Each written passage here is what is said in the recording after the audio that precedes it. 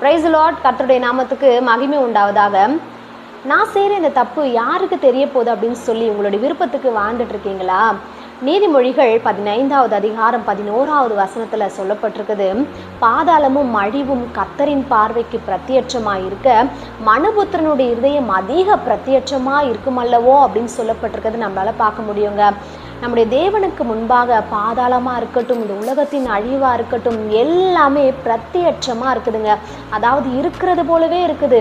அதே மாதிரி தாங்க நம்முடைய வாழ்க்கையில் கூட நம்ம நினைக்கலாம், நான் செய்கிற இந்த தப்பு யாருக்கு தெரிய போகுது, என்னுடைய அம்மா அப்பாவுக்கு தெரியாது, என்னுடைய நண்பர்களுக்கு தெரியாது அப்படின்னு சொல்லி நினைக்கிறீங்க. ஆனால் நம்முடைய இருதயத்தில் இருக்கிற ஒவ்வொரு காரியங்களையும், நம்முடைய சிந்தனைகளையும், நம்முடைய அந்தரங்க பாவங்கள் எல்லாமே கர்த்தருக்கு முன்பாக வெளியரங்கமாக இருக்குதுங்க. நீங்கள் ஞாபகம் வச்சுக்கோங்க, ஒரு கேமராவை போல எப்பொழுதும் நம்மளை வாட்ச் பண்ணிகிட்டே இருக்கிற ஒருத்தர் உண்டு அப்படின்னு சொல்லிட்டு, அதனால் எல்லா தவறான பழக்க வழக்கங்களையும், ஒழுக்கம் தவறிய காரியங்கள் எல்லாவற்றையும் விட்டு விலகி கர்த்தருக்கு முன்பாக அவருக்கு பிரியமான ஒரு வாழ்க்கையை வாழ்கிறதற்கு பிரயாசப்படுவோமா?